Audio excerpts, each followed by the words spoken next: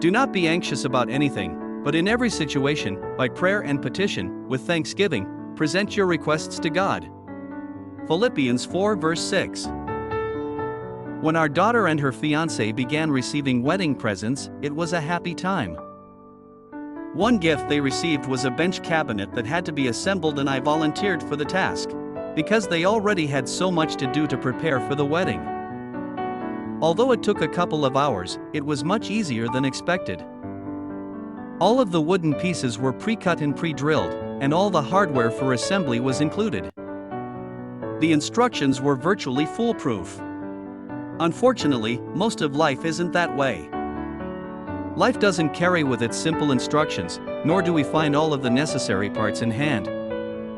We face situations with no clear idea of what we're getting into or what it will take to pull it off.